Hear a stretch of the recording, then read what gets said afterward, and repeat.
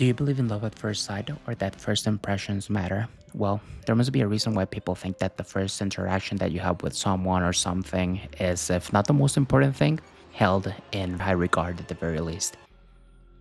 That's where That Space 2 comes in, which is, in my opinion, the best introduction in a video game ever. Not only for the people that had played the first game, but also to newcomers. Hell, even to people that are not really that familiar with video games. The way this game introduces you to its mechanics, abilities, and story is second to none. This is why. After pressing start, the first thing that you see is the devil, and also rest in peace Visceral, the name of the game in case you forgot. After that, you're abruptly woken up by some chick. The vibes are very lovey-dovey, so you assume she's your girlfriend or something. If you paid attention, you saw that the call was being connected from some sort of spaceship to Earth. Apparently, this Isaac person encouraged her to get a job on that spaceship, and that's why they're apart. The call gets interrupted, or was that just in your mind? The person in front of you with hostile demeanor starts asking things, confirming stuff that you could have assumed. You're Isaac. Who's the chick? That's Nicole Brennan, your dead girlfriend. The ship? The Shimura. Something happened on the ship. You volunteered to go there and make some repairs. The person who is interrogating you is accusing you of finding something, the marker. The marker makes you see things. It makes you want to do things. You are seeing things. In the first 2 minutes of the game, you get a very basic recap of the first game. It introduces you to relevant characters, locations, and motivations that serve as a nice introduction if you're a newcomer, or serve as a reminder of what you already knew if you played the first game. Now, with all that out of the way, the questions that remain for the players are: what happened, where am I, and what will I do next? After that initial scene, this is where we are introduced to gameplay, not without first being introduced to Franco. He's talking to Dana, who sounds concerned about you. He's trying to get you out of the straitjacket that you're on. Are they friends? They seem friendly. Why were you in a straitjacket? Are you crazy? You're already seeing things. And you're in what looks like a prison/mental hospital. Maybe Franco can answer some of the questions that you have. Explain everything, but you gotta trust me, okay? Listen, you're in terrible danger.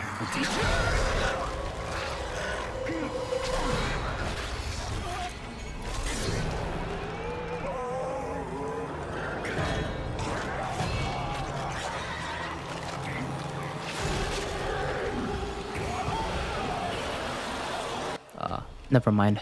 And yeah, this is a horror game, by the way. After the 3-minute initial cutscene, we first get control of the character, and after that, it's very rarely taken away from us. What is the first thing that you do? Run for your life, which is something that you'll be doing a lot in this game. You're in dire straits, unable to defend yourself. The only thing that you see around you is death, or people that are pretty soon going to be dead, if they're lucky. If not, they'll be one of those things.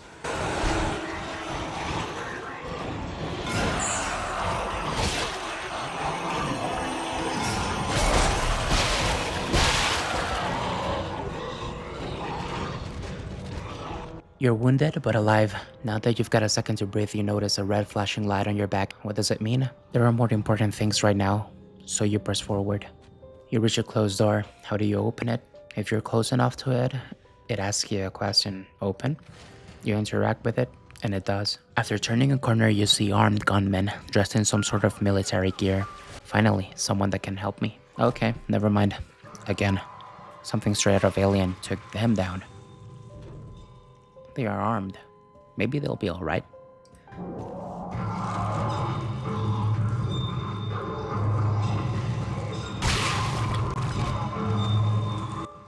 I'll never say never mind again.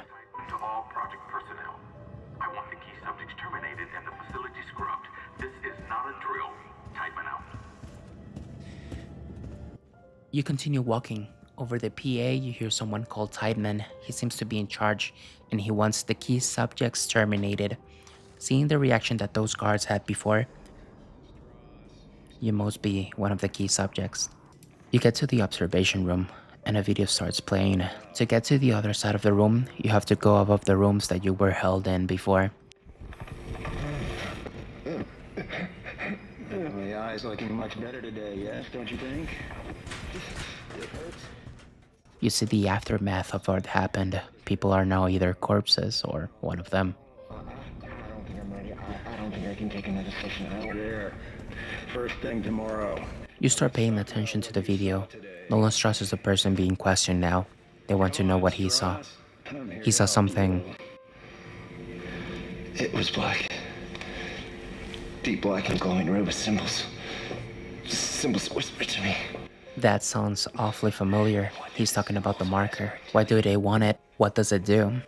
Why does it make such good decor? What does make us whole mean? That's what it whispered to you. What has Nolan been hearing? The symbols, Strauss. What did the symbols tell you? They told me that it wasn't my fault. I didn't kill them. They didn't deserve this, and I didn't deserve this. Fucker. What did he do? If you know, you know. 30 milligrams, and we'll try another session first thing in the morning. After getting out of the observation room, you stumble upon that same scientist. You don't know what he's doing. He's scratching something on the glass and laughing.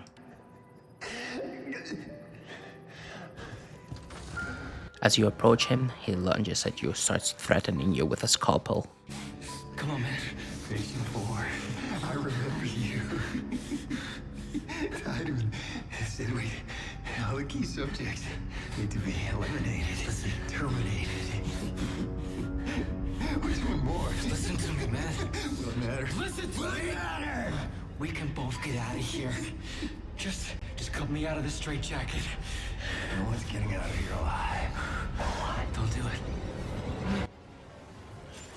But he doesn't kill you. He sets you free and tells you where to find some supplies. Before that, he tells you, There's no escaping from what I've done. Take it easy, buddy. Just take it easy. Your rig is red. It's red. There's a health pack and a flashlight in that wall locker.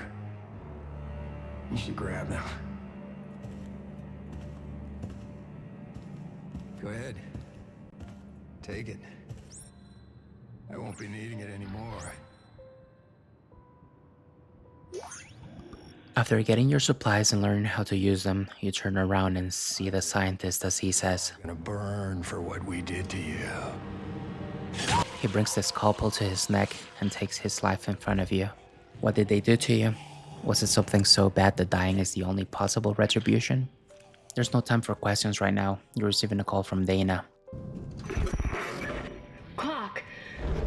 Isaac Clark, is that you? Who are you? My name is Dana. I'm the one trying to rescue you. Why?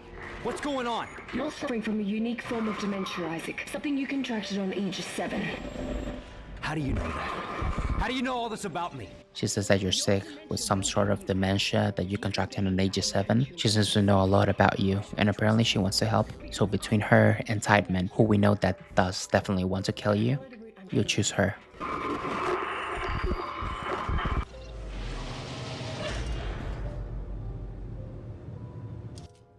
What do you get after getting a flashlight? A place to use it. You follow the path Dana sent you down. What do we know so far? In regards to the story, Dana appears to want to help you. Tideman wants to kill you. They did something to you. They want something that you have, something that the marker gave you. Does Dana need the same thing? Gameplay-wise, you know how to run, interact with things, how to grab them and use them. You were given a medkit and a flashlight. Immediately after getting the medkit, you learn how to use it. The scientist told you something about your rig being red. That must be the flashing light that you have on your back. It started flashing red after you got injured while running away from those monsters. Now, after using the medkit, the light is no longer red, it's orange, and the bar is bigger. That must be your health bar. So far, the game has only told you in conventional tutorials what button does what, how do you run, aim, use a medkit, etc. That's all you'll get tutorial-wise. Through the whole game, everything else is shown to you in-game. Do you need to upgrade something, use a store, switch weapons, see the map? You'll do all that in-game with the rig. You'll never be taken out of the game, and if you need to learn how to do something, the game will show you how. Within the game, not with a pop-up tutorial. You press forward and get jump scared by a wire pipe.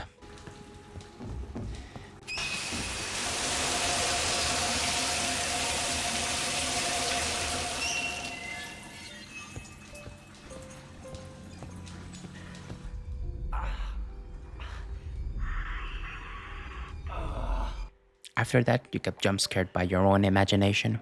Was it the marker, or are you really crazy?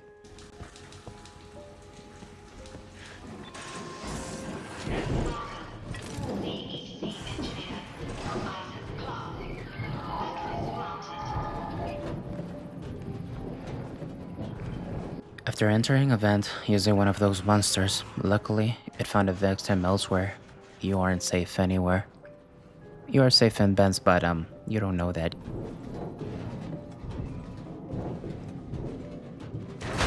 You're not safe from gravity though. After you get back on your feet, you see a man suspended in the air and surrounded by some type of glow. Why are you helping me? If Tideman finds you, more people will die. Including me. Not if you follow my route. I don't like this. You approach the machine next to him. It says, telekinetic surgical binding active. You rip off the machine components and attach them to your wrist. After learning what the machine does by seeing the men suspended, you learn how to do it yourself, with a tutorial showing you with what button to activate it. Now you have a way to defend yourself. You're surrounded by glass walls, and the only way out is by shattering them. The commotion you made attracted unwanted attention. If you can shatter a glass wall with your newfound gadget, why not shatter a rib cage?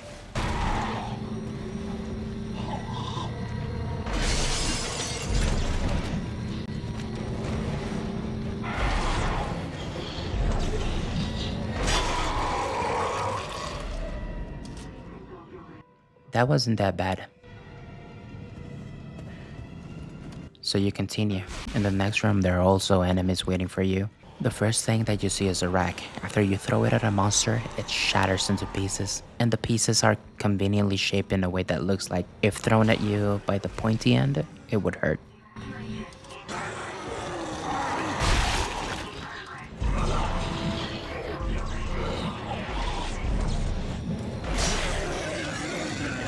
After leaving that room, you get a message confirming something that you've already seen, that the corpses, after being struck, drop whatever they had with them while they were still human.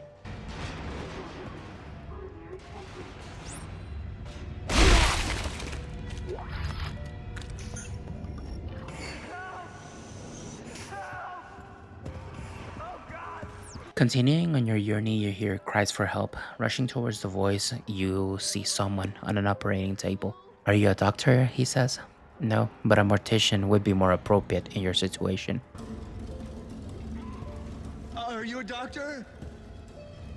Calm down. I'll cut you out of there. Is that a tissue laser? A plasma cutter? Oh my god! Fuck! What the fuck are you doing? You also tear this machine apart for your growing arsenal and shoot the monster that just attacked the patient. You aim for the head, but you miss. You hit one of the growing appendages from the creature's arm. It falls off. You think, if those can hurt me, they can surely hurt them. Using your kinesis, you grab the limb, shoot it back to its owner.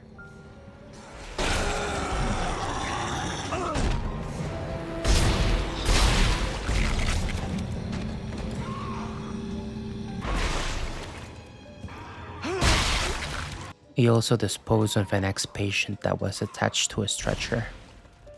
Better safe than sorry. After getting jump scared by a fire extinguishing system, you find more enemies and some loot.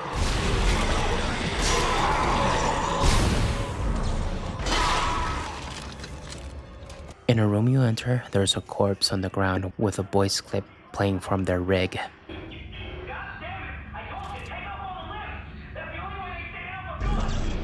Apparently, you don't waste your ammo on the body, you cut off their limbs. When getting into another room, there's some type of alarm going off, but you also see Strauss calling for you, but running away at the same time. Who is? Who's after us?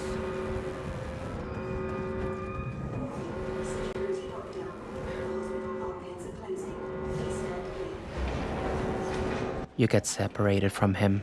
That's where Dana told you to go. Do you need her? Remember me? Patient 5. I'm patient 5, remember?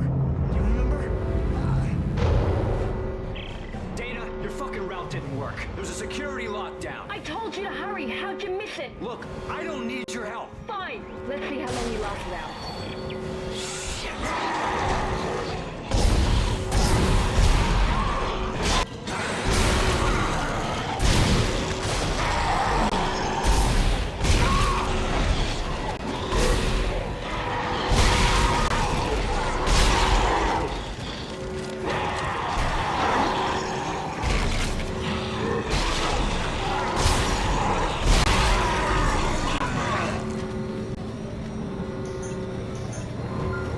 After getting in the most intense fight so far, you decide you do need her. Dana? Dana! Okay, you're right. I do need your help. You're on Titan Station orbiting Saturn. As for the outbreak... Shit! Tideman's jamming my signal. Tideman is trying to stop you from talking to her, but not before she gave you a new route, and also you talked about a previous necromorph attack. So the name of these monsters are necromorphs. In the same room, you find the text log that you read in your rig, never taken out of the game, never losing control of your character. Dana said you were in Titan Station, on a moon orbiting Saturn. Is she telling the truth? After reading another text log, you approach the door to leave, but after a scan, the door shuts in front of you. Behind you, you find another mission, similar to the one you used for getting your kinesis module. You learn how to hack, but while doing so, the machine in the center of the room starts activating.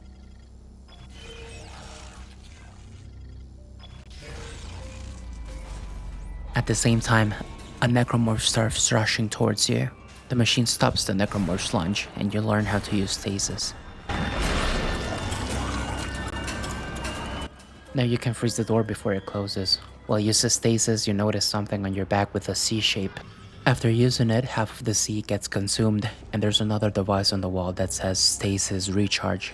After interacting with it, you get a full C again. Did you get a pop-up with that information? No. Do you know how to see how much stasis you have and how to recharge it? Yeah. You're starting to feel a bit too comfortable with your current adversaries. But as you approach the door, you see a man trying to crawl out of a room. He's severely burned, and as you approach the door, you see that the culprit is a new type of necromorph that, as you've seen, deals acid damage. You need to be extra careful with them because of the acid that they spit out.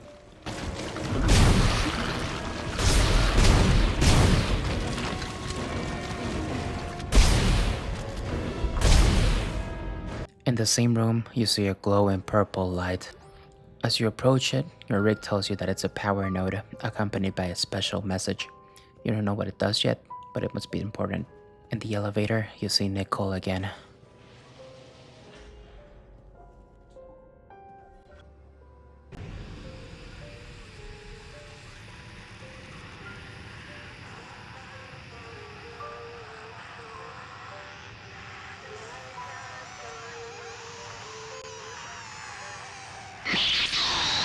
She really wants to be whole.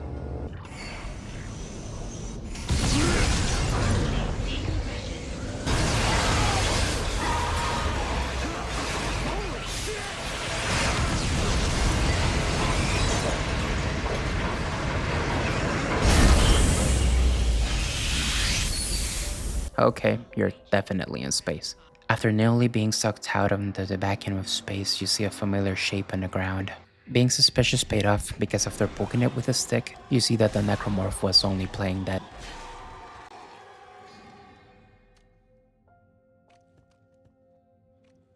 To your left, you see a store. While interacting with it, you see an arsenal of weapons at your disposal, and also suits that will provide you with extra armor and inventory slots.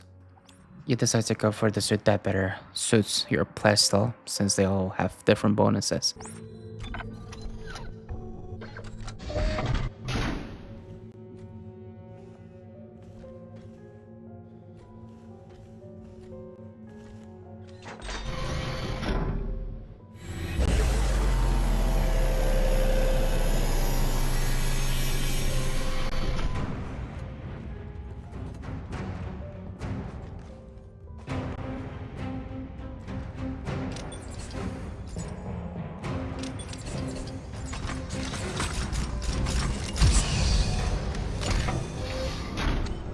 When you leave the room, you see a familiar purple light and kinesis it to you.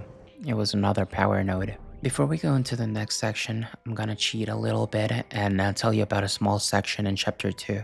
That's still within the first hour of the game, so I still consider it the introduction section. After leaving a vent, you see a machine on the corner of the room. As you approach it, it says it's a bench. You interact with it and see that it's for upgrading your equipment.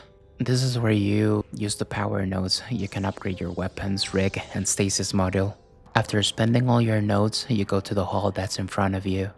And at the end of it, you see a room that can only be opened by a power node. So you make a mental note to not spend them all next time. Or you can just reload a save and open the door.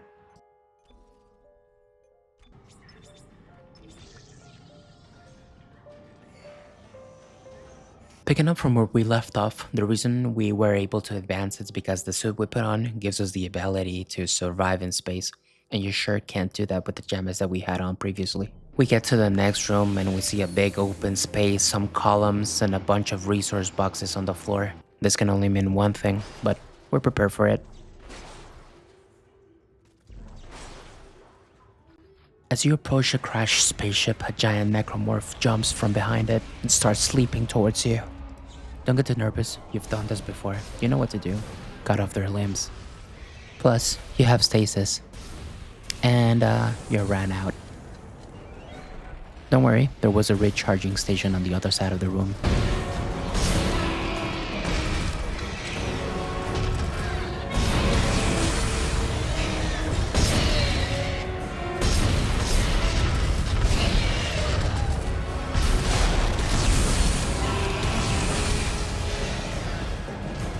And you missed it.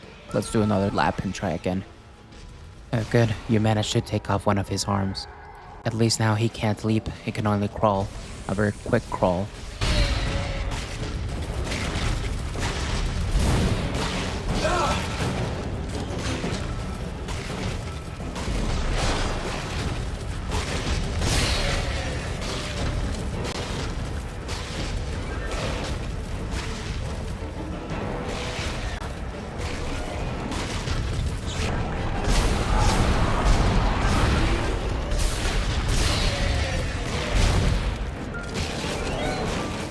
After getting more stasis, you finish him off.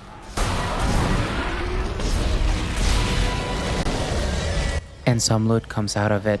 Let's go get our reward for a job well done.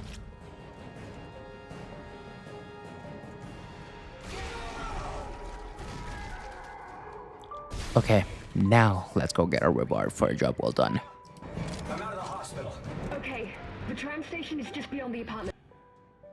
Okay, and that's it. I dare you to tell me a game that has a better introduction to all aspects of the game, play, story, and also included a recap of the first game in it. Thanks for watching.